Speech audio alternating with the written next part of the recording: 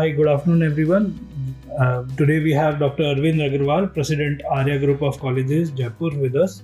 Arvind sir is a medical engineer and an eminent personality with a vast horizon of vision and mission. For the last 18 years, he has been working relentlessly to achieve new milestones to establish Arya Group of Colleges as most prominent education group of India. Good. Hi, sir. We welcome Hello. you. So, I would you have been here for 18 years. I would like to ask that what are the key factors that keep you connected with the education sector? The key factor for me is that the education should be progressive and developmental, and education is the only mean which we can make India a developed country, a proud country, and as we are the youngest by age country of the world, and 28 years is the average age of the population. So we think that the progression of the education should be fast, it should be progressive, it should be up to the mark, and it should be world class, so that not only we can give this demographic dividend to the India, but to the world also. Our education system should provide active and dynamic professionals which have a real kind of mindset and the skill set to take over all the challenges and opportunities whatever come in their way, and in this way not only serving India but they are serving to the world, and slowly and surely we are going to make India as a most developed country, and with the help of the technical power, soft skill power, and the soft power of our human resource lying in each and every country, as all the countries are looking forward from the basically engineers, doctors, physiotherapists, nursing, teachers. All the Western countries are looking forward to have this kind of resource in their country. So we have to provide that, so that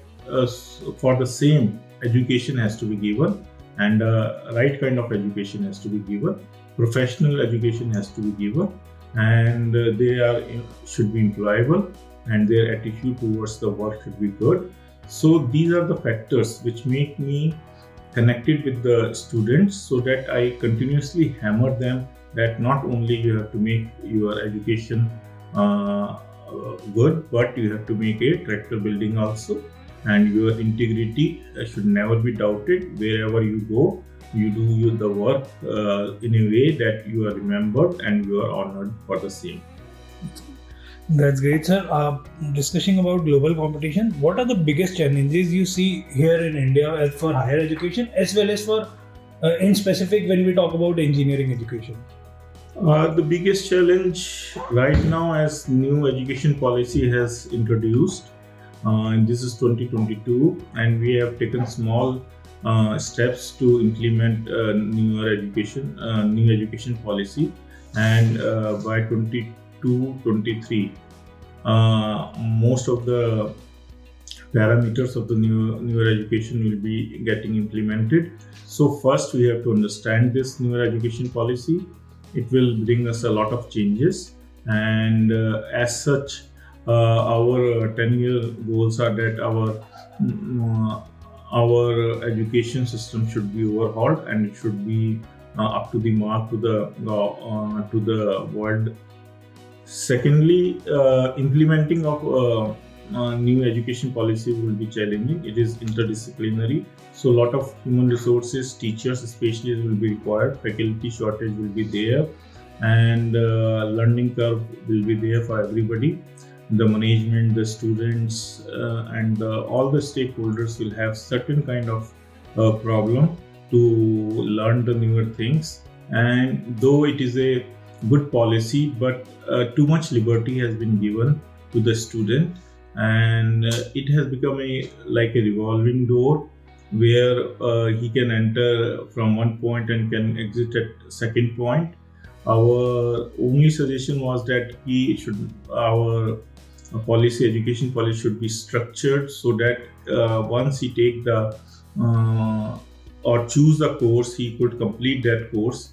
And there are multiple exit and multiple entry points are given, good for the student, but overall I think it will affect the education system. And as last 75 years we have been growing because of the education, our human resource or the professionals has worldwide done a wonderful work, and it is apprehensive that now these kind of professionals we may not able to produce, and our technical edge and educational edge might be lost after 5 years. So I get these points, but how do Arya Group of Colleges work upon to improve the quality of higher education? Arya Group of Colleges is basically very focused and determined to give quality education. Our motto is excellence in education, and we really not only believe in this, we make everybody sensitive, including all our faculty members, management, authorities, and the staff members, and even student, that only the excellence will survive, and you have to do better than others to beat the competition. If you want to rise high, you have to work hard, and you have to work smart, and you have to make sure that whatever you input and the money or the tuition fees you have given to the management, you take best out of the institution. Students are invited to take part in the different activities, and most of the students are nurtured into a certain kind of qualities so that they can become, after 5 or 10 years, they can become the entrepreneurs, and from job seekers to job providers. And we have been constantly giving them inputs so that your job is not to do the job but to create the job. So after 5 years, they understand how to become entrepreneurs, and we have a very robust startup and ecosystem. We are MSCME partner. We are a partner of RTO Incubation Center, and we are having a lot of worldwide winners. Startups are being incubated in other group of colleges. So the quality of student is like that. We give them 360 exposure, 360 degree exposure, not only to in the education but to personality development. And the most important is to create a mindset that you are not here to take the education, you are here to take education and to do something extra.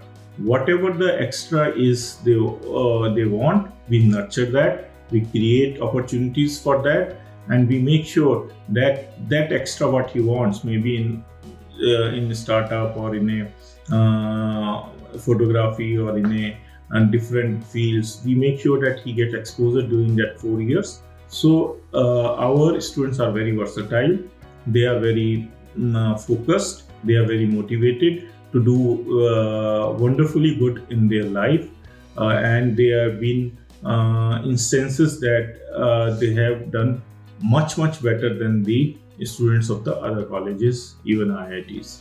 That's great, sir. So any piece of advice for the upcoming students? Students should be focused, and they should understand that they are here for getting an education, and they are the population, only 1% of the population who is getting a chance to get an engineering education. So they should utilize this chance and make sure that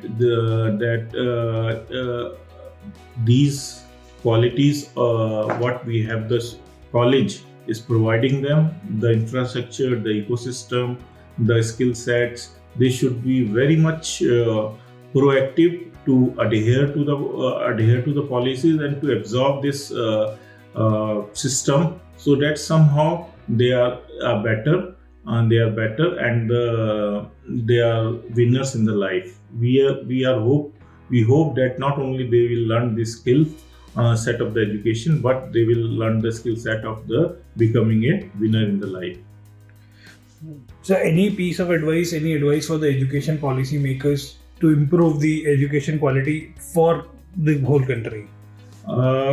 As I have been working into the system 22 years, and my exposure has been for 3 years in the US system. I was a student there, and I tried to open a college in Singapore also, and we know Singapore system also.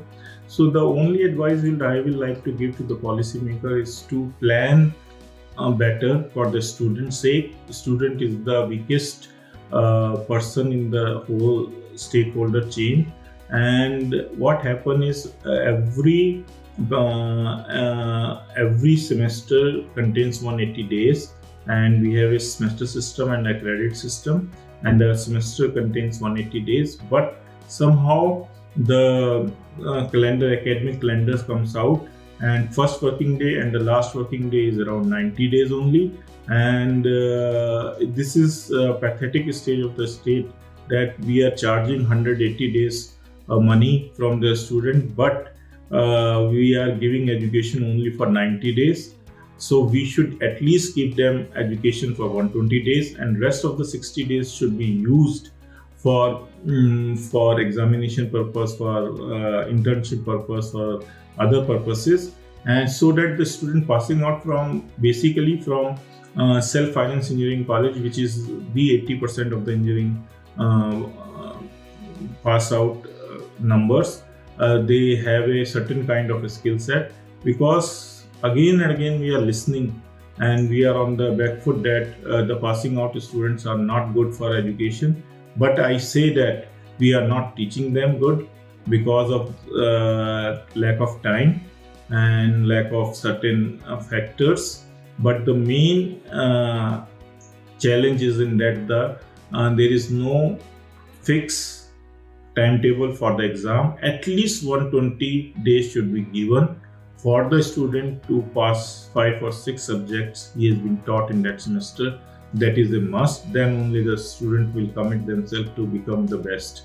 They have a very less time, and they suffer rough times, so that then they only prepare a few questions and appear in the exam to get pass out. If you want excellence, you have to give them time to prepare for that. Thank you.